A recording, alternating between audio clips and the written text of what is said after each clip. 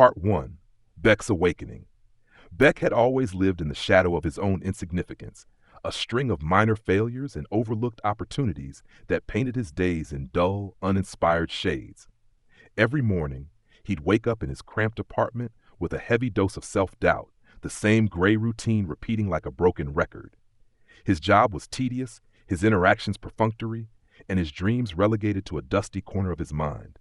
One evening, as Beck aimlessly scrolled through an obscure forum in search of a distraction, a bold advertisement caught his eye. Unlock your mind's hidden potential with NeuroBoost. Transform mediocrity into genius. The promise was absurd, and yet in a desperate bid for change, he clicked through. With little hope left to lose, Beck ordered the drug, a last-ditch effort to escape the drudgery of his life. When the small, unassuming pill finally arrived, its bitter taste was a stark contrast to the sweet promise it carried. With a mix of trepidation and a spark of defiant hope, Beck swallowed it, feeling the capsule slide down his throat like a whisper of destiny. Almost immediately, the world around him seemed to shift. The mundane transformed into a mosaic of vibrant details. The tick of the wall clock no longer marked mere time, but a rhythmic pulse of possibility. In the hours that followed, Beck's mind ignited. Ideas, long dormant, burst forth with startling clarity. Problems that had once left him perplexed now unraveled like simple equations. "Is this real?" he murmured to himself as he stared at the flickering streetlights outside his window, each one now dancing with newfound significance. It was as if his brain had been recalibrated, its circuits lighting up with a brilliance that left him both exhilarated and a little frightened. The next day at work, the transformation was undeniable. Beck navigated his tasks with a swift precision that even his most skeptical colleagues couldn't ignore. In meetings where his voice had once been a quiet murmur, his contributions now resonated with the assurance of a man who knew exactly where he was going. "Beck, that was brilliant," a coworker remarked, eyes wide with astonishment. For the first time, he felt seen, a stark contrast to the invisible man he'd been for so long. Yet, amid the thrill of this newfound genius, a subtle unease began to whisper at the edges of his thoughts. What if this surge of brilliance came at a price? Could a single pill really rewire a lifetime of mediocrity? As the day wore on, Beck found himself oscillating between euphoria and quiet worry, his mind churning with both possibility and the foreboding of unknown consequences. That night, as he lay in bed with the city's hum as his backdrop, Beck stared into the darkness, pondering the shift within him. The drug had awakened a part of his mind he never knew existed, a surge of cognitive power that might just be the key to rewriting his fate. For the first time in years, a cautious hope stirred in his heart. The journey from hopelessness to success had begun, and Beck sensed that his life was about to change in ways he could scarcely imagine. Part 2. The Rise of Genius. In the days following his awakening, Beck's life transformed in ways he'd only ever dreamed possible. At work, where mediocrity had once been his constant companion, a vibrant clarity now guided his every move. Tasks that had previously felt insurmountable were tackled with a swift precision, his mind racing ahead of deadlines. Ideas, once buried under layers of self-doubt, now flowed like a torrent, and his innovative solutions began to set him apart. Colleagues watched in astonishment as he navigated projects with an almost otherworldly brilliance, earning nods of approval and whispered admiration in the break room. At the quarterly meeting, a gathering where proposals were often met with polite indifference, Beck's presentation electrified the room. His charts and graphs, meticulously crafted and bursting with insight, captured the attention of even the most jaded executives. "This is extraordinary," his boss remarked, eyes gleaming with pride.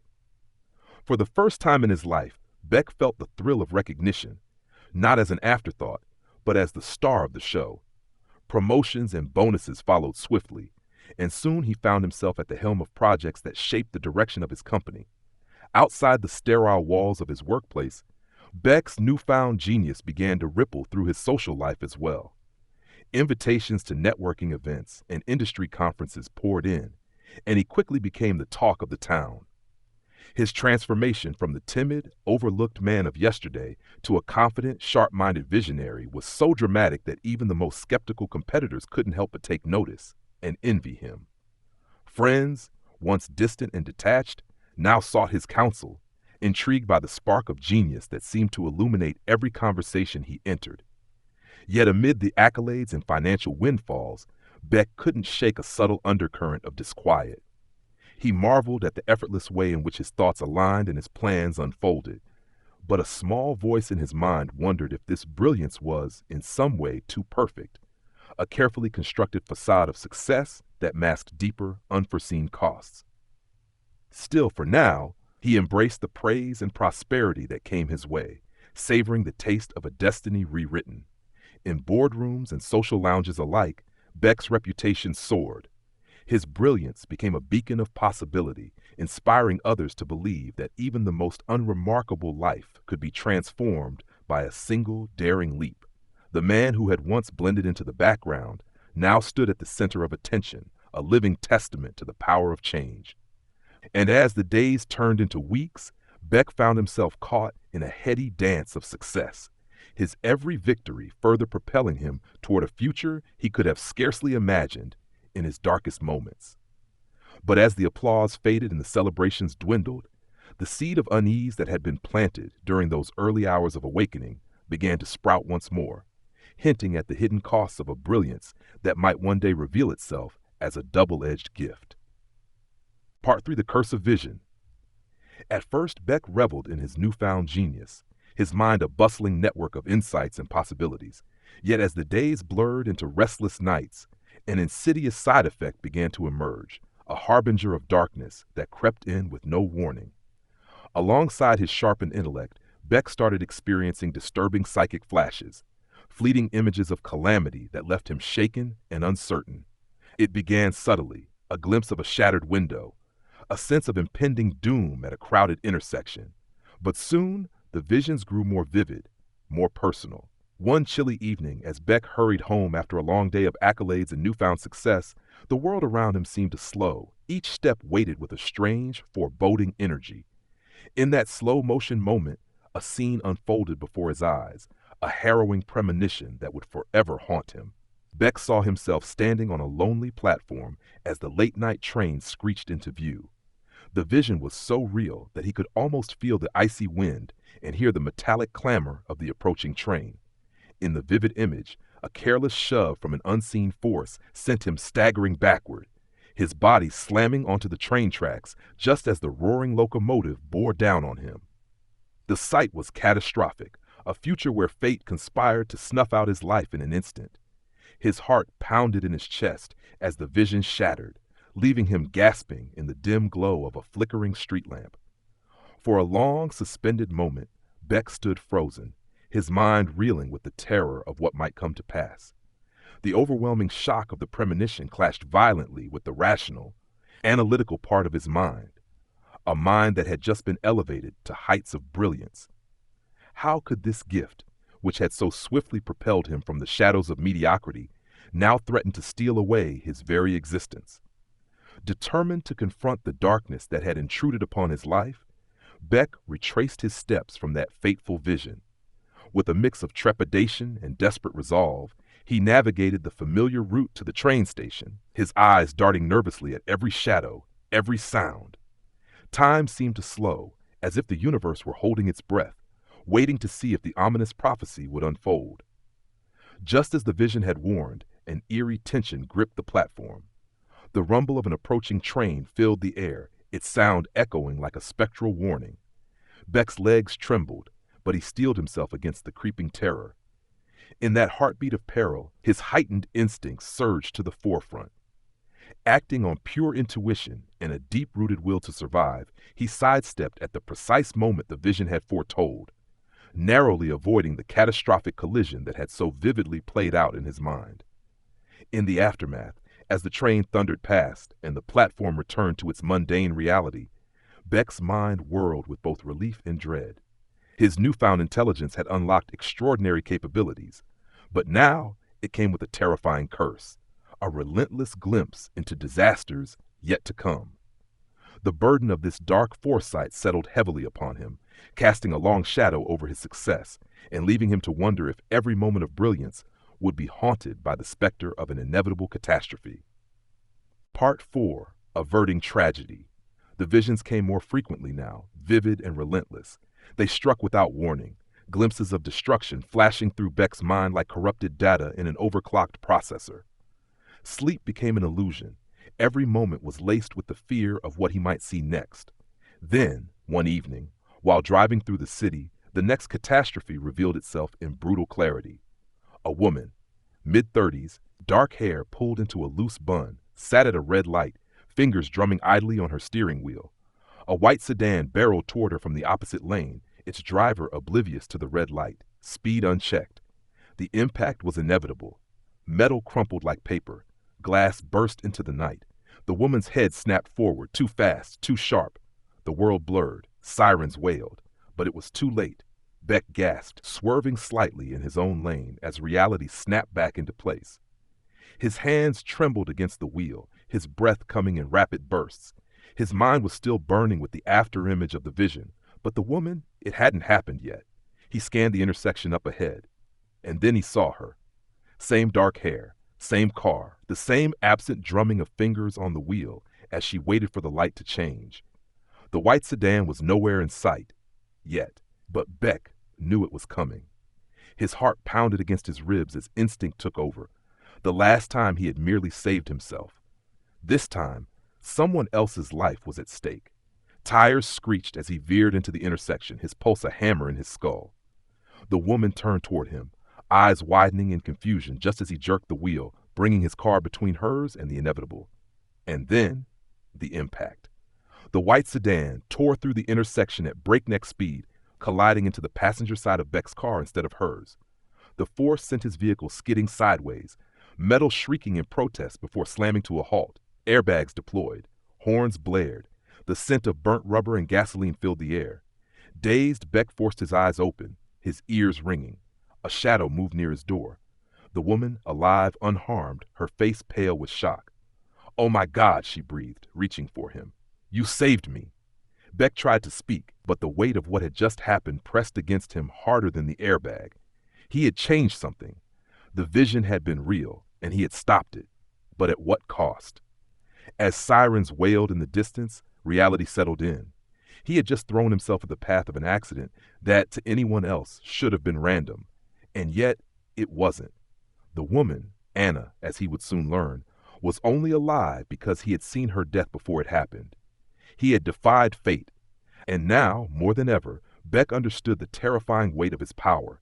If he could change one life, how many more was he responsible for? Part 5, a dire prophecy unfolds. The visions were growing worse, faster, more vivid.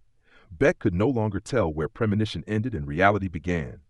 Every time he closed his eyes, another nightmare unfolded, a chain of disasters, each more horrifying than the last. But the latest one left him paralyzed in cold dread. It began in a laboratory. Sterile white walls, the hum of machines, rows of containment units filled with a dark, pulsing substance, writhing as if alive. The air was thick with a sinister energy, tainted with the scent of chemicals and decay. At the center of it all stood two figures, a man and a woman, clad in tattered lab coats, their faces alight with an almost religious fervor. Their hands moved in ritualistic precision, mixing vials of something viscous and black. Symbols, both scientific and occult, were scrawled across glass panels and metal surfaces. Their whispers formed a rhythmic chant, growing louder, more feverish, until the vial shattered. A thick, inky vapor spilled into the air, curling like living tendrils as it slipped into vents, seeping out into the world. Beck watched in horror as the sickness took hold. Skin blackened, veins bulged, eyes clouded over, leaking blood like tears. People collapsed in the streets, clawing at their throats as the infection spread faster than anyone could contain it. Cities fell into chaos. Governments crumbled. The world as he knew it was ending. Beck lurched out of the vision with a strangled gasp, his entire body slick with sweat. His heart pounded like a war drum against his ribs. This wasn't a possibility. This was inevitable. Unless he stopped it. He had no choice. He had to warn someone. Without hesitation, he stormed into the nearest police precinct, his voice raw with urgency. "Listen to me. There's going to be an outbreak. A bioweapon. It's being engineered right now by a group of extremists. They're going to release it. We have to stop them before." "Sir, An officer interrupted, barely looking up from his paperwork. Slow down. There's no time to slow down. Beck's voice cracked with desperation. I know this sounds crazy, but I see things before they happen. I stopped a woman from dying in a car crash last week. Look it up. Anna Torres. She's alive because of me. I know I sound insane, but you have to believe me. The officer sighed, exchanged a glance with his partner. You're saying you can see the future? Beck nodded fervently. And now you're telling me there's a secret lab working on some doomsday virus? Yes, I saw it. I can describe the place, the people. The officer's expression hardened. You need help, man. Beck's stomach turned to ice. He had seen this moment too. He knew they wouldn't believe him, not yet. A new thought struck him. If no one would listen to his warning, he had only one option left.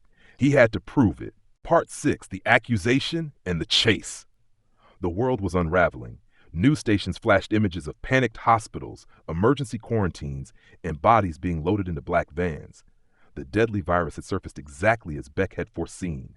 Cities were locking down. Governments were scrambling for answers. And in the chaos, the authorities had found their scapegoat. Beck's face was everywhere, his name uttered in fear and outrage. Suspect identified, possible bioterrorist. The very people he had tried to warn were now hunting him like an animal. He stood in the shadows of a crumbling alleyway, catching his breath as sirens wailed in the distance. A flickering streetlight illuminated the bounty notice on a nearby screen. Beck Andrews, wanted in connection to the outbreak. His pulse thundered in his ears. They wouldn't listen. They wouldn't stop. He had no choice. Time to change the game. With a deep breath, Beck stepped into the street.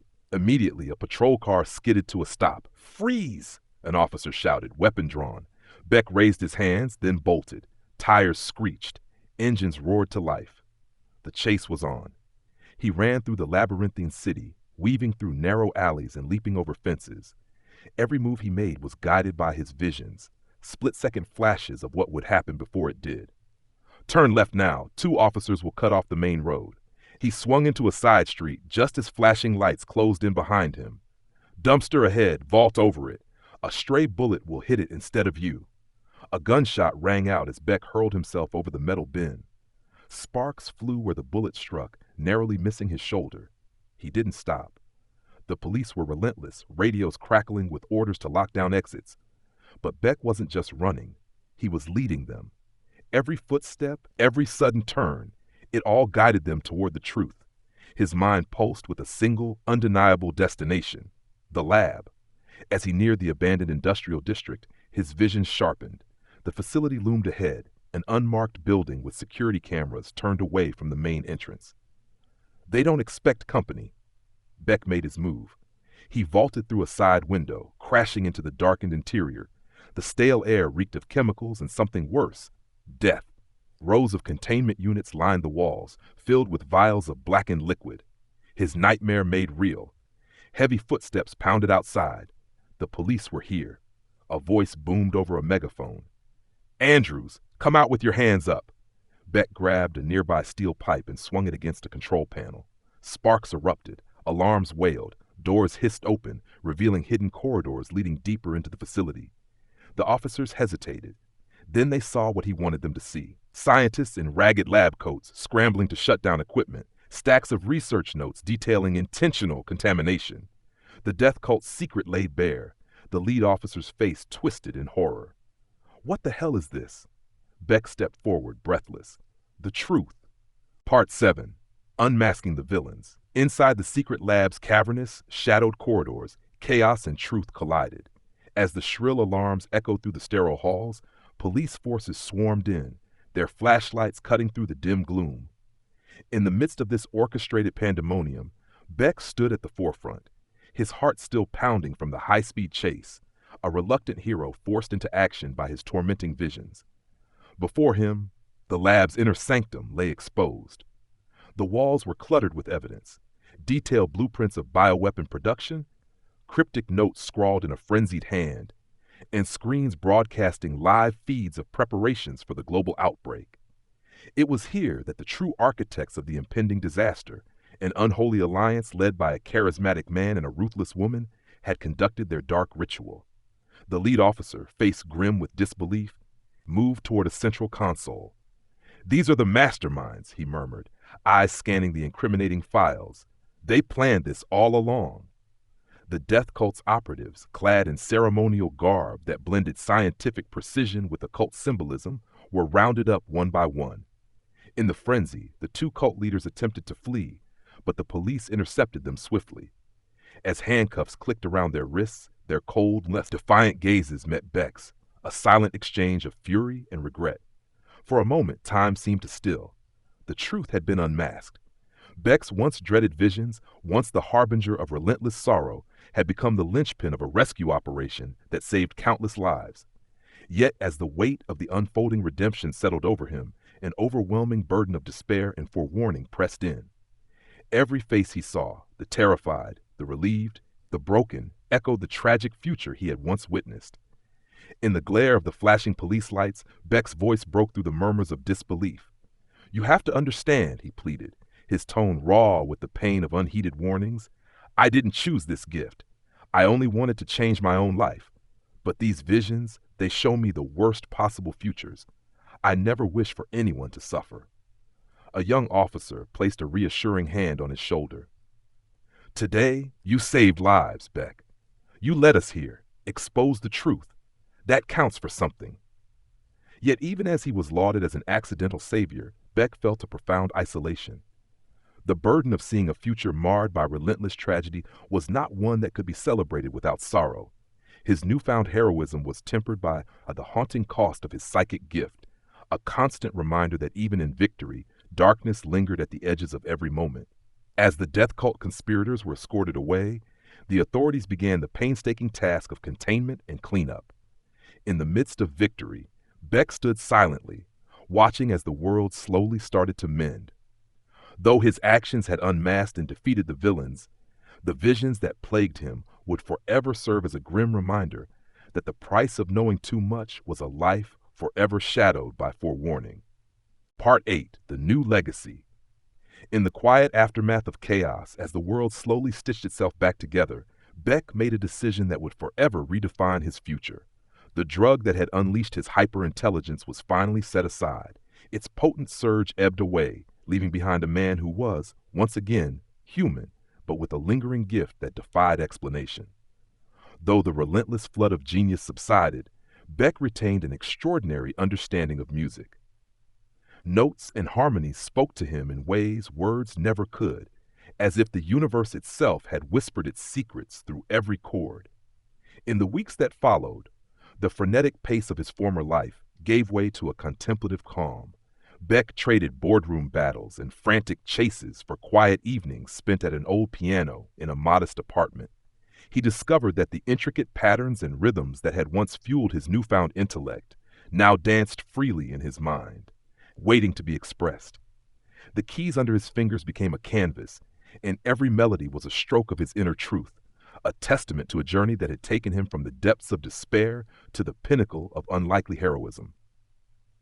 Word of Beck's transformation spread quietly at first, whispered in corners of art cafes and shared among musicians in dimly lit rehearsal spaces. As his fingers coaxed forth raw emotion from the piano, the music grew into something profound, haunting ballads of loss and redemption, soaring anthems of hope and resilience. Soon, his songs began to echo far beyond his small world. They resonated with those who had once felt the sting of failure and the isolation of being misunderstood. Listeners found in his music a kindred spirit, a reminder that even in the face of insurmountable odds, the power to change was within reach. Beck's journey from a hopeless loser, trampled by the weight of mediocrity, to a celebrated genius was etched into every lyric and every note. His compositions captured the paradox of his existence, a man who had once been a victim of fate, now wielding his scars as symbols of strength. Critics hailed his work as revolutionary, an amalgamation of raw human emotion and the ethereal cadence of a mind that had touched the edges of genius. His music transcended genres, melding classical intricacies with modern beats, and soon he found himself invited to stages that pulsed with anticipation and the promise of transformation. Yet, amid the adulation and the accolades, Beck remained quietly introspective. He knew that his legacy was not defined solely by the brilliance of his mind or the haunting beauty of his songs, but by the enduring truth of his journey, a testament to resilience, creativity, and the boundless power of change. In every melody he composed, Beck wove a narrative of redemption that inspired countless others to believe in their own capacity to transform. In the end, the man who had once been a bystander in his own life emerged as a beacon of hope, a living reminder that even from the darkest of beginnings, the light of a new legacy can shine brilliantly, forever altering the tune of the world.